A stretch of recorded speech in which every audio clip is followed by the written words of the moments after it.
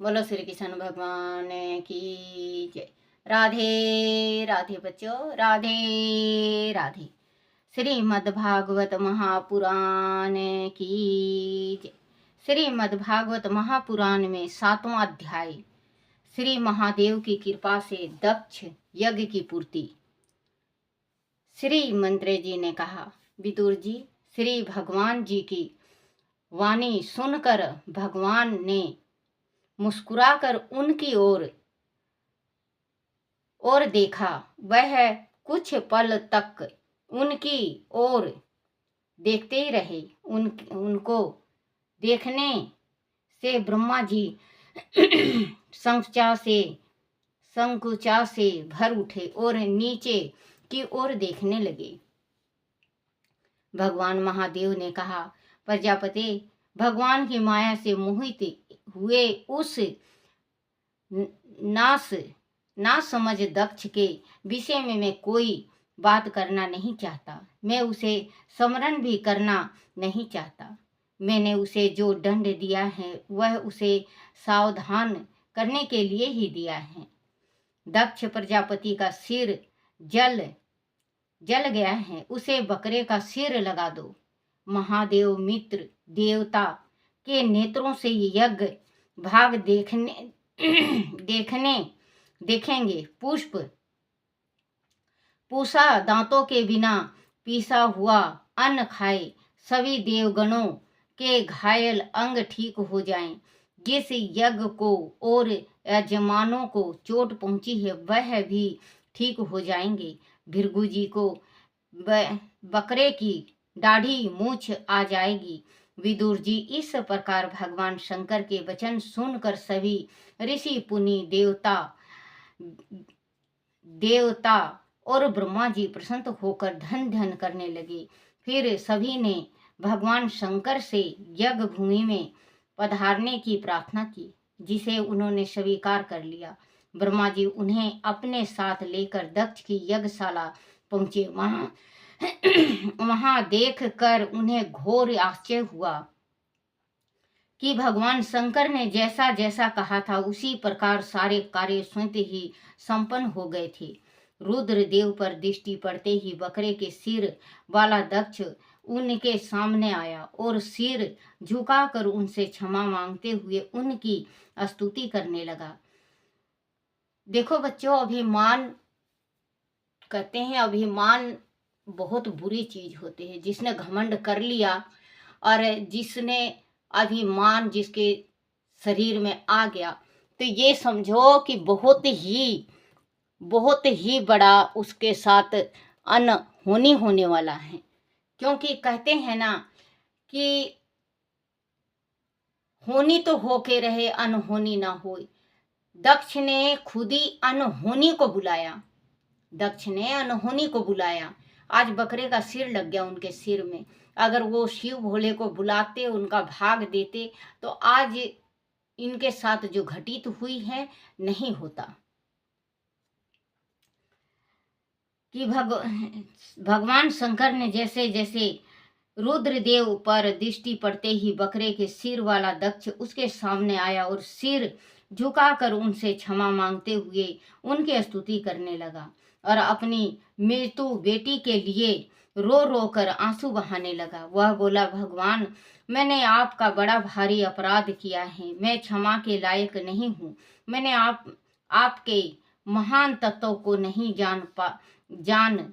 जाना। आपको अशब्द कहे, किंतु आपने अपने मुख से एक शब्द भी नहीं कहा। आपने मुझे नीच जानकर भी मुझे अपने करुणा से उबार लिया। अब मुझ पर प्रसन्न हो और मेरे जघन अपराध को क्षमा करें।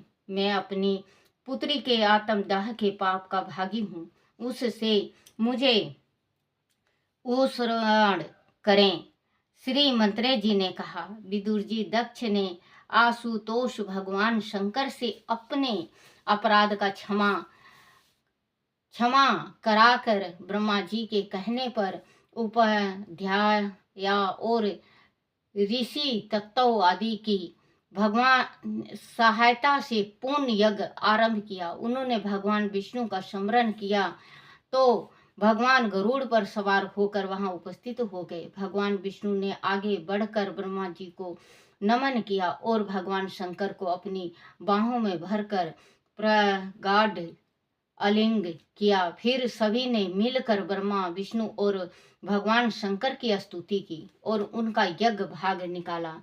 दक्ष ऋषि तत्व यजमान भृगु इंद्र ज्ञानियों को ऋषियों या ज्ञानियों को ज्ञानियों को ऋषियों सिद्धों यजमानों की पत्नियों लोकपालों योगेश्वर अग्निदेव गंधर्व विद्याधर ब्राह्मण और अन्य देवताओं ने तीनों की सहमवित स्तुति की। उन्होंने कहा, हे प्रभु, आप शुद्ध चिंतनमय वेद रहित और निर्भय हैं। भगवान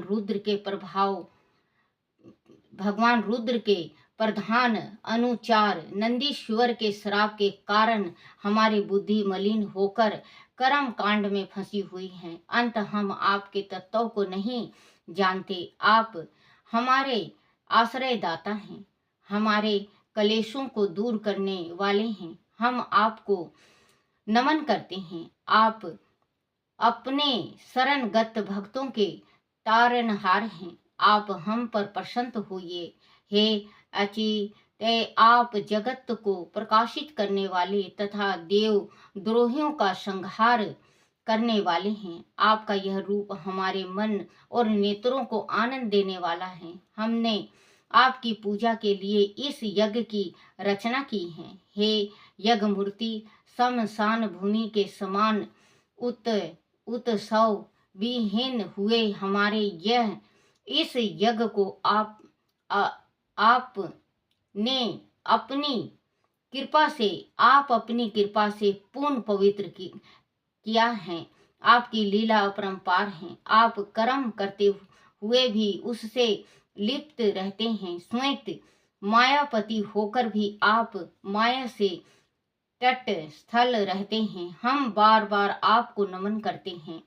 हमारे अपराधों को क्षमा कर आप हम पर प्रसन्न होइए, हमारी रक्षा कीजिए। हे महेश्वर, आप समस्त जीवों के अंत कारण के साक्षी हैं। यह सारा जगत आपके द्वार ही देखा जाता है। हे दयानिधि, जो पुरुष आपके विषय रूप परमात्मा और जीवात्मा में भेद नहीं मानता, उससे अधिक प्रिय आपको और कोई नहीं है। आप भक्त उत्सल हैं। जो आप में स्वामी भाव रखकर आपकी सेवा करता है, उस पर आपकी कृपा सदैव बनी रहती है। आप ही धर्म के रक्षक हैं। आपका रूप निर्गुण भी है और सगुण भी। अंत आपके सत्य तत्व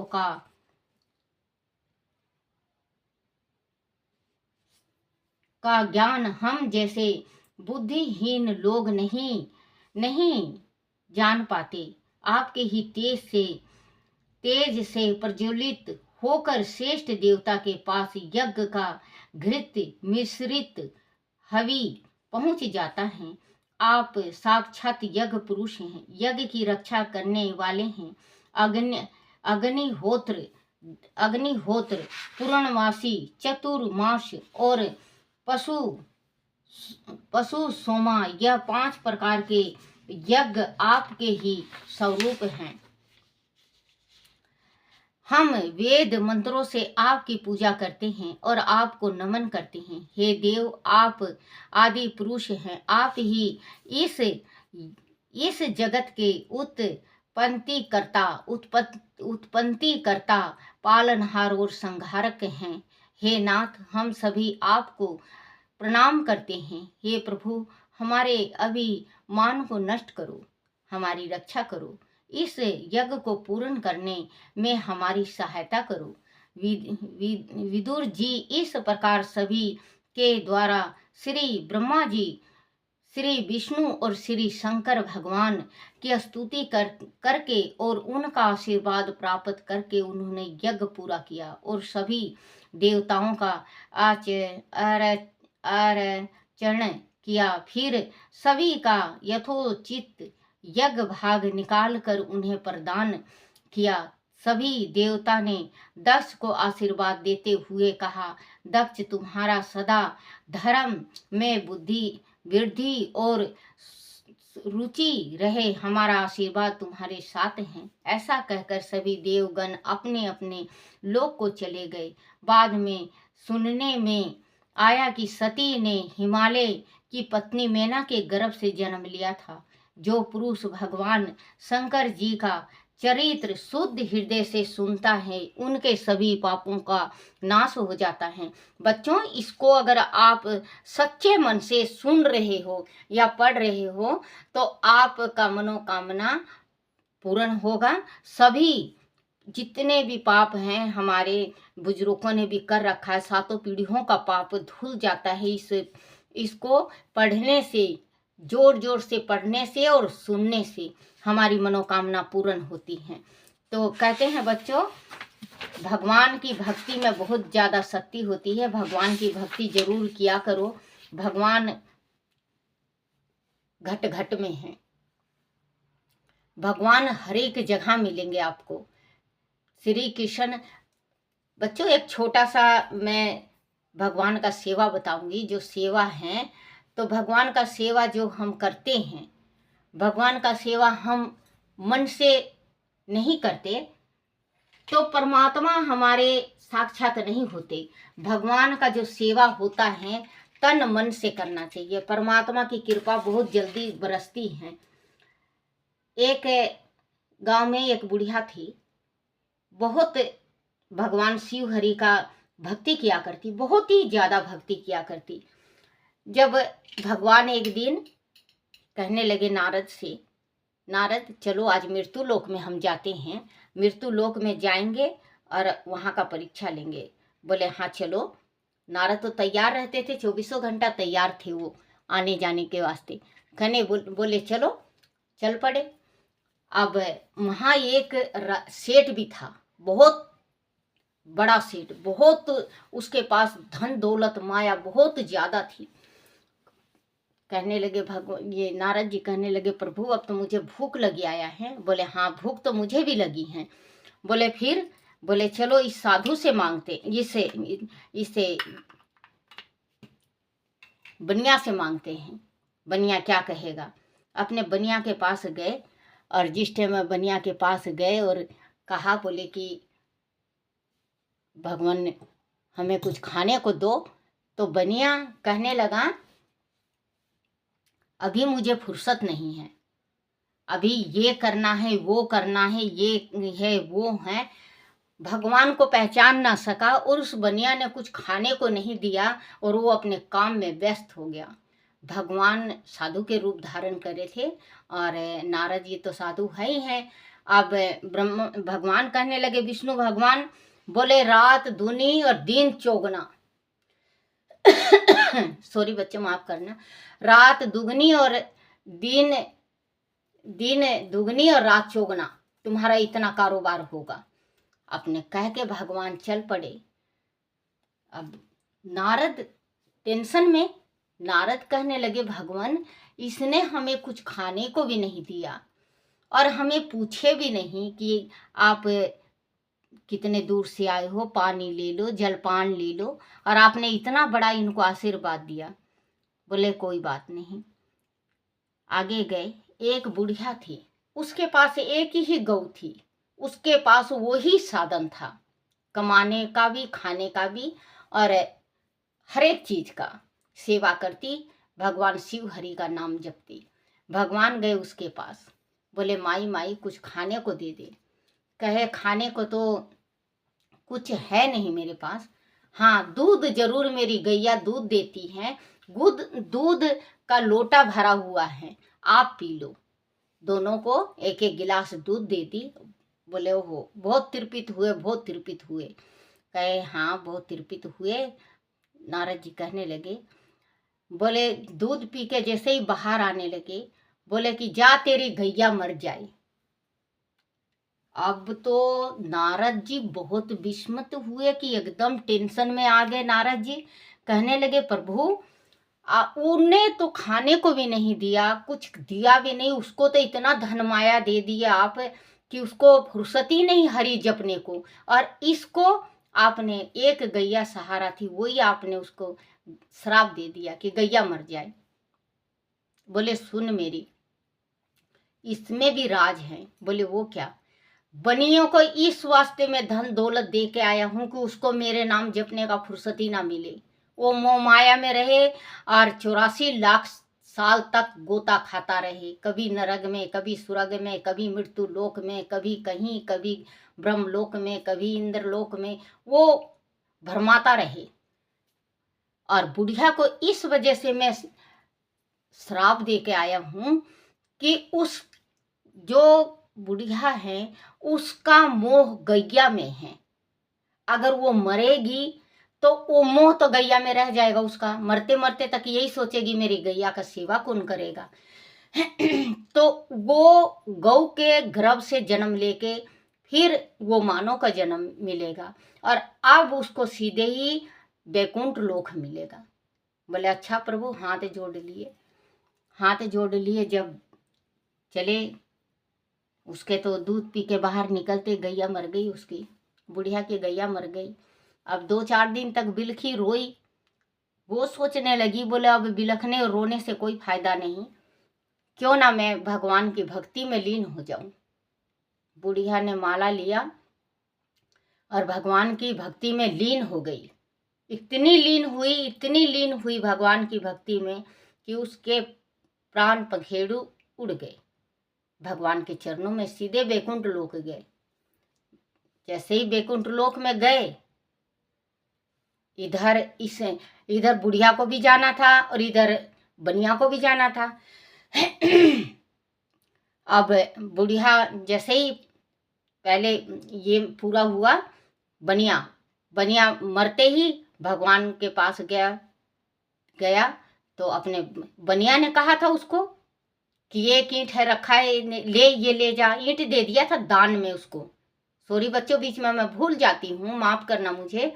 उनके झोले में एक ईंट डाल दिया था उस बनिया ने। तो वो ईंट जिस टाइम गया वो देखा तो आगे ईंट रखा है, प्रभु के चरणों में ईंट रखा है, पहचान गया, पैर पकड़ लिया। बोले भगवान मुझे माफ कर दो। बोले अब तो जो हुआ सो हुआ, अब तो 84 के गोता लगाना पड़ेगा। कभी मेरा मन करेगा मैं तेरे दरबार में फिर आऊँगा भिक्षा लेने, और तू जैसे देगा वैसे ही तुझे मिलेगा। फिर इतना में बुढ़िया पहुँच गई। बुढ़िया ने देखा दूध का 2 गिलास भगवान के पास। बुढ़िया ने देखते ही पहचान गई, बुढ़िया चरणों में लौट गई। बोले भगवान, बोले हाँ माई, देखो मैं तुम्हारा भला किया, जो स्वर्ग का दरबार खुल गया तुम्हारे वास्ते। अब तुम यहाँ पे वैकुंठ लोक में आजन्म रहो, तुम्हारी मृत्यु नहीं होगी, ना तुम मृत्यु लोक में जाओगे, ना बस यहाँ भक्ति, गौओं की भक्ति करो। गौलोक मिल गया उनको, गौ की सेवा करते रहे। वो बनिया 84 लाख साल बरस तक गोता लगाता रहा।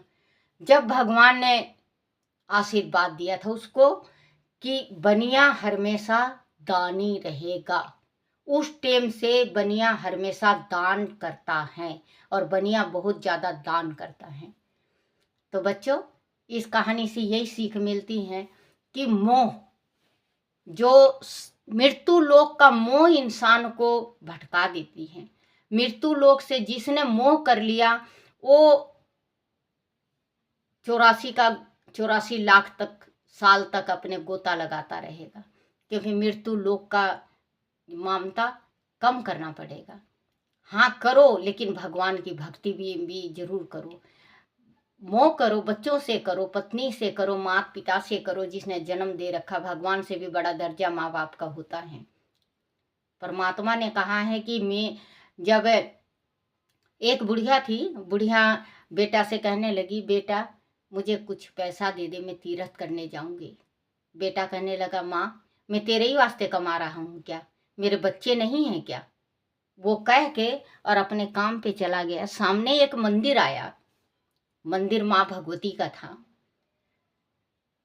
नमस्कार करने लगा, हे मेरी माँ शक्ति, तू मुझे इतना दे कि मैं अपने बच्चों को सुखी रखूं। माँ तुरंत प्रकट हो गई, तुरंत ही प्रकट हो गई माँ, और कहने लगी, मूर्ख, जिसने जन्म दिया है, इतना बड़ा शरीर तेरा कर दिया, पढ़ा लिखा के इतना बड़ा कर दिया, तू उसी को लात मार के आया है। बोले, माँ मैं लात नहीं मार के। बोले, बेटा बोली लात से भी ज्यादा बड़ी चीज होती है। तूने क्या कहा कि मैं तेरे वास्ते कमाऊंगा और बच्चों को क्या वो करूंगा। तीरथ के वास्ते मांग रही थी। हला में तो तुझे खुद तीरथ कराना चाहिए। अगर तू अपना चाम का जूता भी बना के पहना देगा, जब भी तेरा कर्ज नहीं उतरेगा। तो माता रानी से माफी मांग के अपनी माँ को चारों धाम का तीरथ कराया। तो बच्चों वही कहते हैं कि माँ भगवती भी उन्हीं का साथ देती है जो माँ बाप की सेवा करते हैं। शंकर भगवान, विष्णु भगवान, जितने भी 33 करोड़ देवी देवता हैं, सब हमारा साथ देंगे, लेकिन अगर हम अपने माँ बाप की सेवा करें तो। अगर माँ बाप को आप धमका रहे हो, डांट रहे हो, मार रहे हो, खाना नहीं दे रहे हो, तो भगवान का चाहे कितना माला जप करे जाओ, परमात्मा नहीं कृपा बरसाएंगे। तो बच्चों आप जरूर से जरूर माता रानी की भक्ति किया करो, क्योंकि माता रानी की भक्ति में वो शक्ति है। माता रानी किसको कहा जाता है? माता रानी जो जन्मदाता, जिसने जन्म दे रखा, सबसे बड़ी। अब आप घंटी बजा रहे हो अपने, और पिता ने कुछ मांग लिया, पिता को धमका दियो, घंटी बजाना कोई मकसद नहीं है, वो बेकार है। आप अपने माँ बाप की सेवा करो, परमात्मा खुद ही आपको मोक्ष दे देंगे। बोलो श्री कृष्ण भगवान की जय। श्री कृष्ण गोविंद हरे मुरारी, हे नाथ नारायण वासुदेवाय, हे नाथ नारायण वासुदेवाय, हे नाथ नारायण वासुदेवाय। श्री कृष्ण गोविंद हरे मुरारी, हे नाथ नारायण वासुदेवाय। बोलो श्री कृष्ण भगवान की जय हो। हे मेरे श्री कृष्ण भगवान, हे मेरे बंशीधर, हे मेरे मुरलीधर, मेरे से कोई गलती हो जाए, कोई भूल हो जाए, कोई टूटी रह जाए, मुझे क्षमा करना, क्षमा करना, क्षमा करना। बोलो अपने अपने माता पिता की जय, अपने अपने गुरुदेव महाराज की जय हो। बच्चों ये जो ये अंगूठी बनवा रखा, देखो ये अंगूठी बनवाई हूँ मैं, सोने की अंगूठी है। ये क्या तो कहते हैं, मूंगा कहते हैं मेरे ख्याल से, मूंगा है 5 रत्ती का। देखना बच्चों कैसा बना, कमेंट में ज़रूर बताना। और कौन सी उंगली में पहना जाता है ये भी बताना। मुझे तो मालूम है, लेकिन आप भी बताना बच्चों। ये देखो, देखो बच्चों, ये है, ये शंकर भगवान के इसमें पहना दी हूँ। भगवान अच्छा अच्छा आशीर्वाद देंगे, क्योंकि कहते हैं ना, अपना जो कुछ माया होता है भगवान को अर्पण कर दो, परमात्मा खुद ही अच्छा अच्छा सुनते हैं। बोलो श्री कृष्ण भगवान की जय हो। हे मेरे कन्हैया, हे मेरे कान्हा, हे मेरे वीरा, सुख शांति देना, सुख शांति देना, जगत को सुख शांति देना, सारे संसार को सुख शांति देना, माँ लक्ष्मी का वास देना। दिवाली आ रही है मेरे कान्हा, हे मेरे विष्णु भगवान, दिवाली आ रही है। अब अपने बच्चों की तरफ देखो, और आप माँ लक्ष्मी को लेके उनके घर में जाओ। और जो गरीब हैं, जो अमीर हैं, जो बच्चे हैं आपके, जो सेवा भक्ति करते हैं उनके ऊपर कृपा बरसाना। बोलो श्री कृष्ण भगवान की जय हो।